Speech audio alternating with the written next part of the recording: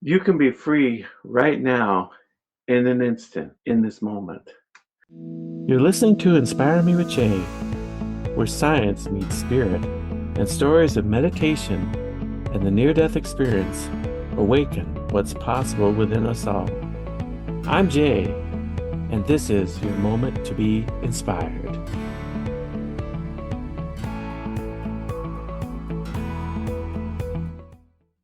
Welcome to Inspire Me with Jay. I'm your host, Jay Spillers.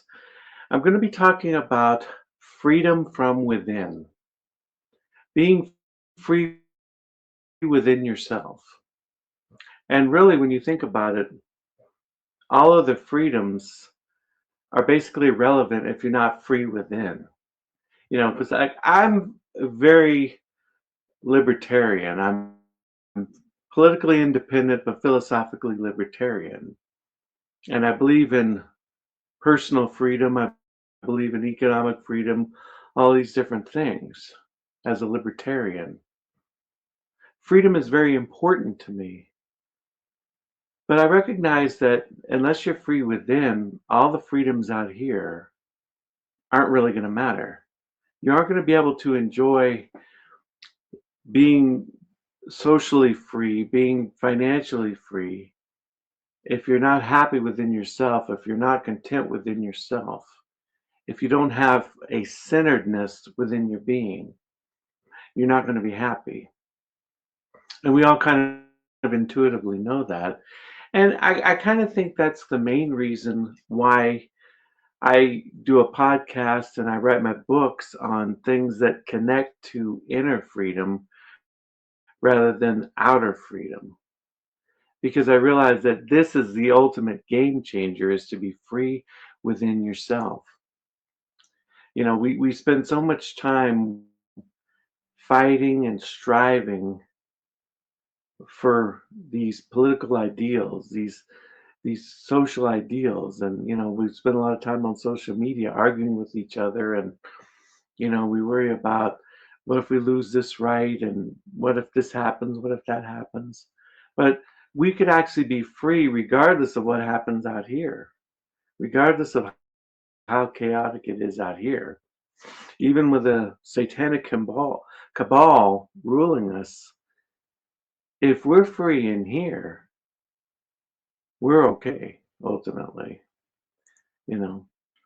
So one thing to realize too is that not only do you need freedom within here to really enjoy freedom out here, but when you have inner freedom, freedom within your being, it's something they can't take away, you know, because it's sort of like, even if we became a totalitarian state tomorrow, if you're free within, they can't touch you. They can't touch being centered and being within your being, you know. It's like, well, I guess the worst thing they could do is kill you. But that'll just send you to a different dimension where you can live even freer than you already are right now. Because, that's the thing about death, is that you live within your soul. Upon death, you live within your soul. So if your soul is free and happy and content, you enter into heavenly realms because it's projected outward. Heaven is a projection outward of your soul. And so is hell, because if you're not free within your being and you're bogged down by darkness, hell is projected out. So being free within can't be taken away by anybody. And like we said at the beginning, is that you don't have to wait to be free within yourself, within your being. Nobody has to give you anything. It doesn't cost any money. You don't really have to, go out there and strive to get it. It already is within you, and you simply manifest it. Now, what is freedom within? Because this is an important question, because it's like, okay, if it can't be taken away, And it's the only thing that ultimately matters, because if I'm not free within, I can't enjoy anything else. What is freedom within? And I think there's basically three aspects to it. To be first emotionally free, where you have a sense of well-being, a sense of inner happiness and contentment. That's the emotional freedom. Then the second aspect of inner freedom is a spiritual freedom. And this is basically where you connect to the divine aspect within yourself, where you start to align yourself with who you authentically are, who you really are. You think you're all this and that, and I have this problem, but really, who you authentically are is a divine being who is in love, who experiences peace, who experiences happiness.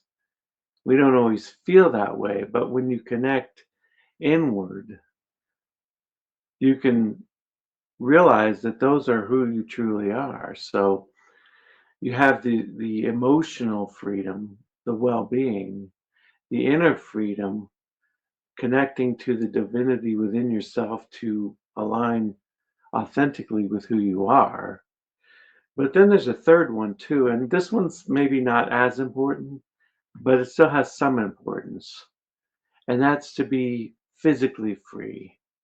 Because a lot of times, if you don't physically feel good, it can affect your emotions. It can affect, if you want to, be spiritually connected, and do certain things.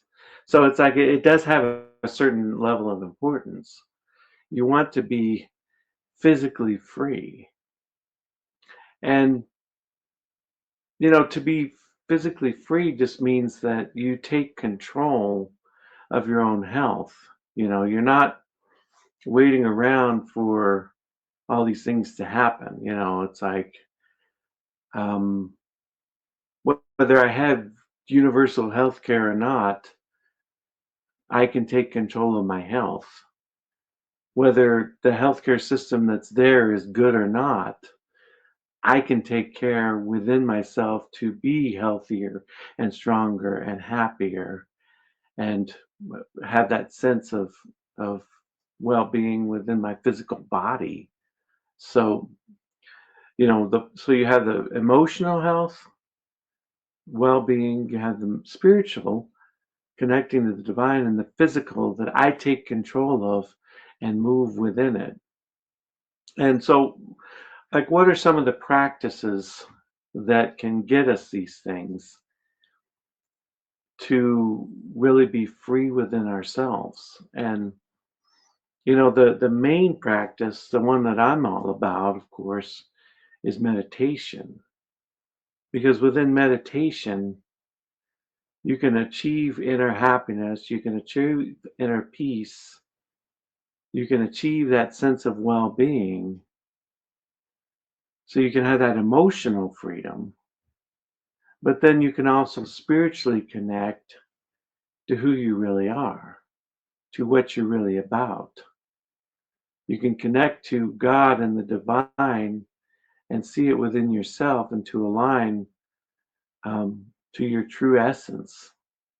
But then meditation also has been proven to have positive benefits on your health, lowering stress, helping with your blood pressure, all these different things. It has the benefits similar to exercise when you practice it. So meditation is one of those practices that sort of helps you be free emotionally, spiritually, and physically.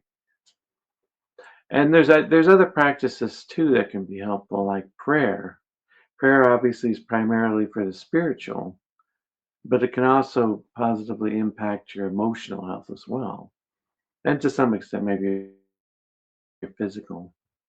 And you have the aspect of just contemplation, which is kind of connected to meditation, but maybe a little bit less formal. You just be sitting there and contemplating at a conscious level certain things. And start to work inner freedom within your being. And obviously, from your physical health, there's things you can do to improve your health. And this is kind of the cool thing is they don't necessarily need to cost any money. Like you have to eat anyway, so you could make better choices in what you eat sometimes. If you can eat more fruits, more vegetables, for example.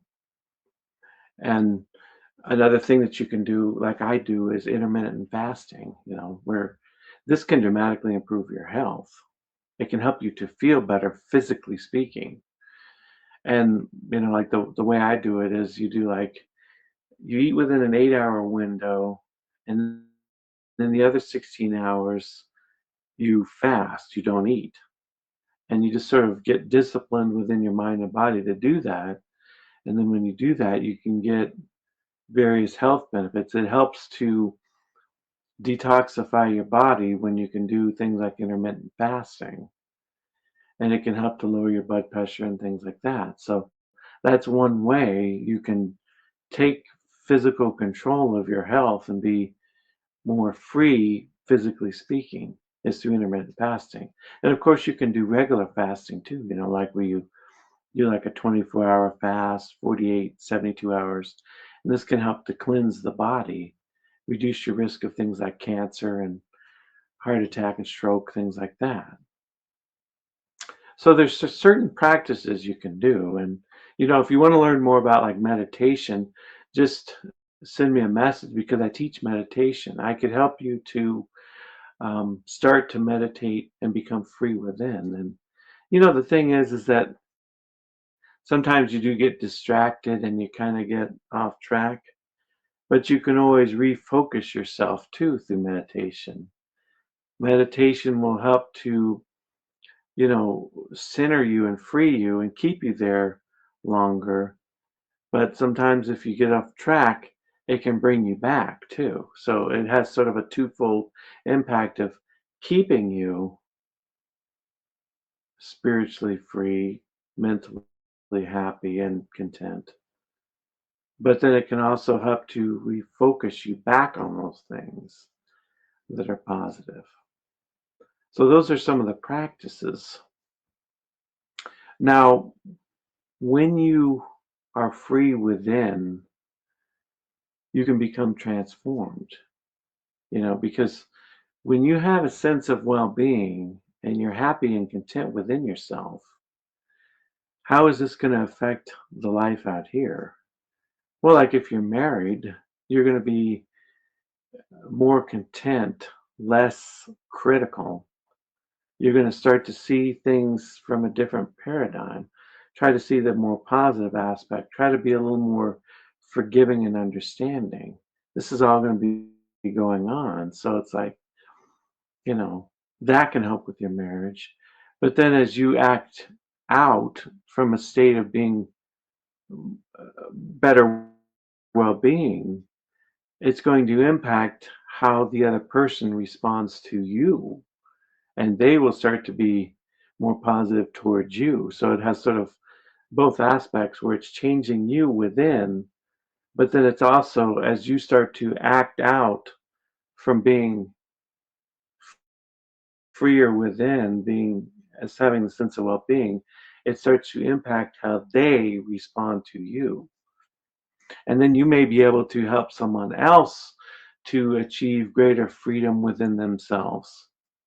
And think about all these issues out here, all the social issues you have. If you're free within, emotionally and spiritually, you're connected.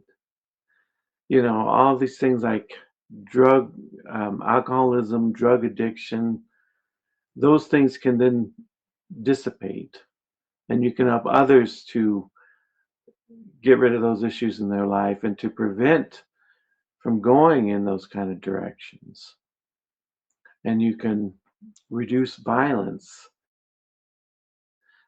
and all these different things out there, crimes and whatnot, because that's the thing with meditation is that it can help so many people. It's like if this is a program that can go into prisons and reduce that violent aggression within a person.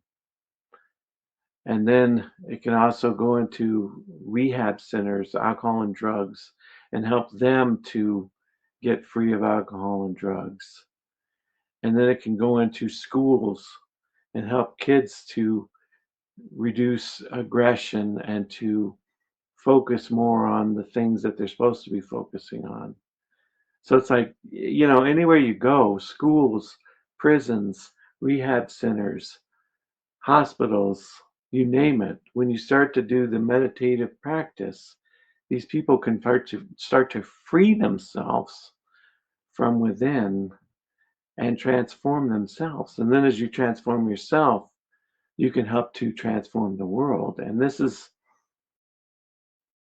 really where spiritual awakening is going to happen.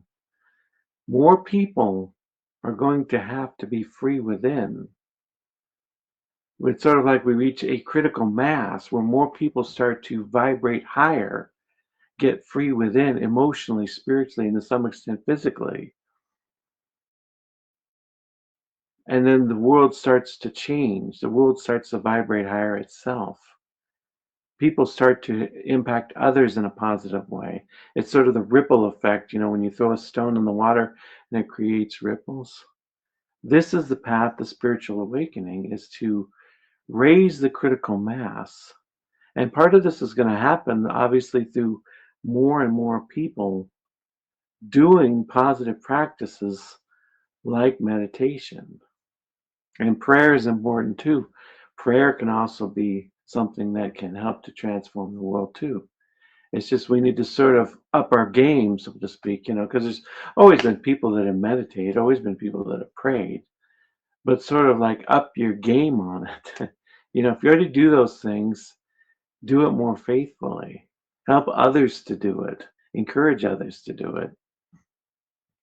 So that's how you can transform the world. That's how you can transform your life. And so you can be free right now. You can be transformed right now. You can start the process and feel better.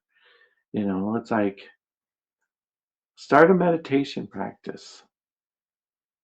Start to pray every day. Start to journal. Start to do certain things that will help to free yourself within. And I thank you for joining me today. I'll see you next time.